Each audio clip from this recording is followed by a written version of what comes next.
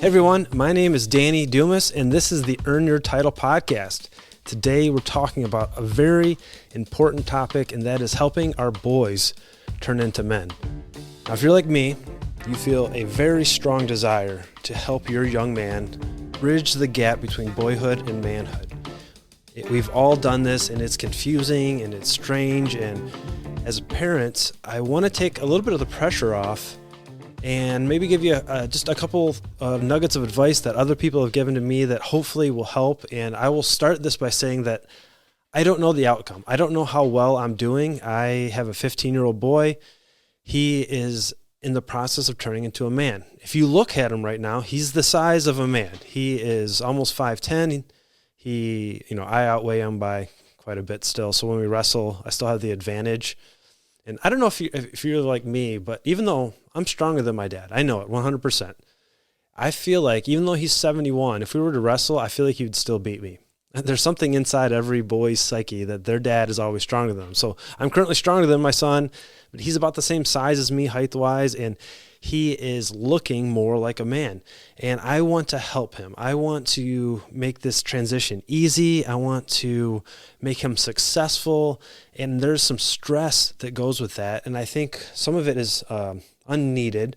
And I'm here to help you kind of make this transition, maybe have a better way of looking at it. So the first thing that I think will help as men is that we are not trying to recreate ourselves. That's very important. Your son is not a younger version of you. Your son is an independent individual, and he's going to become not you. The only thing you know for sure is he's not going to be you. Now, you might share all kinds of things in common.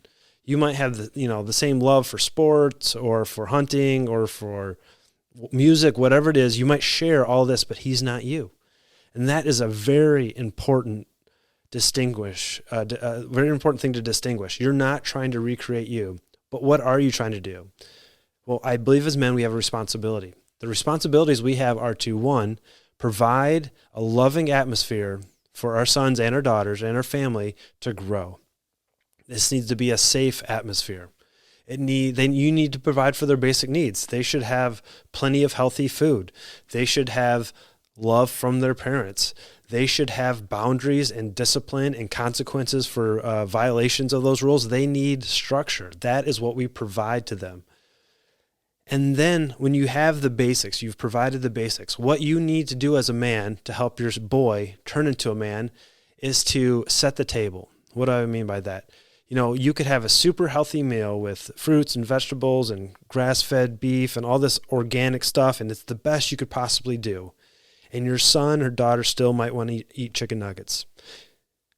Even my 5-year-old, I really can't force her at 5 years old to eat. She's moved past the point where I can just put food in her mouth and force them to eat. I have to set a good table, and I hope that they consume the good things. And it's not just one day. You can't just have one good, healthy meal. You have to every single day have good, healthy things. So what does that mean in parenting? It means as dads, we need to love and respect our spouses, or if we're divorced, at least love or at least respect our exes, right? We need to show them that their parents, their mother is an important person that they need to respect. You want your young man to be a good husband, you need to be a good husband. You need to show the example.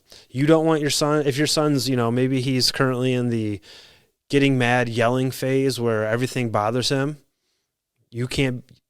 he might have got it from you. You have to take this deep look inside, like, do I react like that? Do I get really upset when things don't go my way?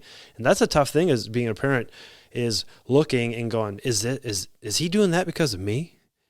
And that's a lot of responsibility. But you have to be setting the right example. You have to, show your son how to love a spouse. The way you do that is probably the way he's going to. God forbid you're abusing your wife. Your son's going to probably turn into an abuser. Now, it doesn't have to be that way, but the odds are really good. So you have to set a good example, but you can't make them eat. Just because maybe you're doing everything right and your son's still disrespectful, your son still is, maybe hard work is a really important thing in your life. Like, man, I want my son to be a hard worker. Being a hard worker and realizing that putting in the effort, that's a manly thing. and this is the second part, your son is still a boy. He is transitioning to manhood. Biologically, he's turning into a man, but mentally, there's lots of studies out there that boys, specifically in relationship to girls, mature mentally much, much later in life. And he's mentally not quite a man yet. So what do? Well, we catch them being men. We catch them taking manly action, and we reward them. We encourage them. We tell them how proud we are. And when they're being boys, we don't beat them up over it. Now, we want to teach them. There's a fine line between teaching somebody and just completely ignoring them. But if your son, say he commits to something on a Saturday, he's going to play on a team, there's early practice on a Saturday, and he doesn't want to get up. It's his only day to sleep in, and he's being lazy. Seeking comfort is a boy mentality. Doing what you need to do, despite that, even going out and seeking discomfort is a manly thing. And your son is transitioning into that. So if he decides to get up on a Saturday morning to do a open gym, even though it's not required, you should reward him for that because he's being a man. Now, the next Saturday, he might want to sleep until 2. Don't beat him up over that. He is still a boy. But when you see him doing manly things, reward it. Let him, man, I'm really proud of you. If your son sticks up for your daughter at school, and, shuts down a bully, reward those activities. I think sometimes we expect people to act a certain way, and we expect them to act a certain way, and just because we expect it, we don't reward it. I see this sometimes on social media with wives and their husbands. They'll complain like, my husband did the dishes every day, and he really wanted me to thank him for that. And I'm looking like, well, maybe you don't have to do that. But maybe he grew up in a household where the dad never did the dishes once in there. He never saw his dad ever do the dishes. And he thought, I love my wife and I'm going to do the dishes. Well, she expects you to do that. And so she's not rewarding you. Well, I promise you, ladies, I don't know how many ladies listen to this, but if you don't reward your husbands for doing things that he doesn't think he should do, he'll probably never do them again. And just like your kids, when you see your boy being a man, thank him, reward him, tell him why. For instance, one of the things I do in our household, at 10 o'clock, social media shuts off, their phones stop working, we have parental controls. If I see my son working hard on homework and really putting everything he has into getting a good grade, when it comes to 10 o'clock at night, he'll ask for more time. And many times I'll give it to him. Here's another 15 minutes or 30 minutes. But when I do that, I want to tell them, the reason I did this for you, bud, is because I saw how hard you're working, and I really appreciate your hard work. I know school is not your thing, and I see that. Man, that's awesome. I appreciate it. And here is more time on social media so you can hang out with your friends. Reward what you want, and don't beat them up when they're being boyish, because they are still boys. They're transitioning. So what the goal is they're boys. They don't want to seek discomfort. And then every time they do, they go out and do something uncomfortable, reward them for that. And then maybe as you reward it, as you encourage it, as you tell them how proud you are of that, it increases and increases and increases. And at some point, hopefully around the time they're 18 and 19, 20, moving out, they're now full-grown men. I know some 30-year-old boys that never moved past that and who had great parents. And I'm saying it's not the parents' fault. Now, maybe you could say they could have done more, but at some point, every man needs to be a man despite their father. There's guys who are amazing fathers despite having a terrible childhood, a terrible father, or maybe no father at all. So at some point, we as men took responsibility, and your son's going to have to do the same thing, but you can help them the most by encouraging them, setting the table for them. And the third thing, and this is more of a mindset shift than anything, is to remember that you are not a perfect man, and you weren't manly at their age. You just weren't. I think as men, this is probably not even men, this is a human behavior. When you look into the past, your brain curates the best. It's like social media. You go into Facebook or Instagram and you see your friends posting every day they went to the gym. You don't see the days where they were sleeping in. They don't take a selfie of them sleeping. Go, I skipped the gym today because I didn't feel like it. We don't do that. We don't take a lot of pictures of us, leaving the grass to grow one more day and scrolling social media all day. We don't take pictures of that. We show I'm out here working hard. We do that. Well, our brains do the same thing. A lot of the guys I know, I live in Michigan.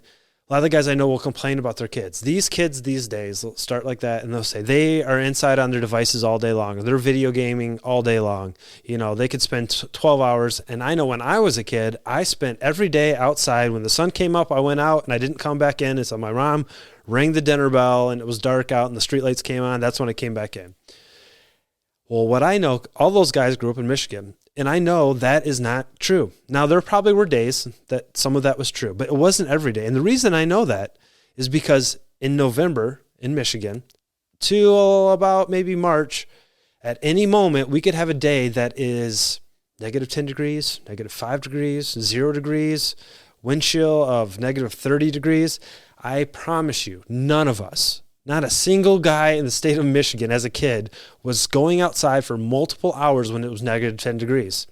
It's not fun. It's not safe. It's not doable. So what were they doing? They were sitting in their house watching TV. Guarantee it. If they had video games, I kind of was the first generation that had multiple consoles. I had Nintendo 64 and Nintendo and eventually Xbox. We were inside playing video games. We were. The reason we don't remember that is because that's not rewarding. It's not a super fulfilling event. It doesn't lodge in our brain. I think that's why we remember being outside, which is probably a really good lesson. Hey, encourage your kids to get outside. That's a much more rewarding experience. But don't say that you never did that. Your kids or you spent plenty of time watching TV. I've seen every episode, every one probably 3 times of Saved by the Bell. I've seen one, and I could probably quote it. I've seen so much. I don't know why I watched that much Saved by the Bell, but I did. Why? Because boys are lazy, and I was a boy. I hadn't turned into a man. I didn't have projects like I do now. Like now, it makes me excited to have a clean garage. That's a manly thing, wanting to get things done and work and do that. When I was a boy, I had the dirtiest room. I remember one of my friends whose dad was pretty particular on making sure things were clean and tidy. Came to my room, was just amazed at the trash of mess, the clothes everywhere. My mom's like, hey, it's your room. Do what you want. Right now, my son's room is destroyed. It's his room. He's a boy. He hasn't turned into a man yet. That's okay. Don't go back and remember just the good. Try to remember, I was lazy. I didn't care about certain things. I was selfish. I thought my parents were idiots at some point. All these things you did, and now your son's doing because he's still a boy. Our job is to set the table, be good examples, right? Our job is to recognize when they're doing it and encourage them and promote it, or maybe even a little coaching. Hey, today when you said this to your mom, it probably would have been better to say it like this. We're coaching them into manliness. And last, you weren't perfect. You weren't instantly the person you are. You're the accumulation of good decisions and bad decisions over the past 10, 20, 30 years has led you to where you're becoming the man you are today. Your son is just at the very beginning of that. So give him some grace. Give him some encouragement. If you like this stuff, man, let me know. Reach out to me on social media. I love to hear your ideas on manliness and raising kids. If you like this, I ask you to put this into action. Earn your title as a father. Take your son from boyhood to manhood. This has been the Earn Your Title podcast. My name is Danny Dumas. Talk to you later.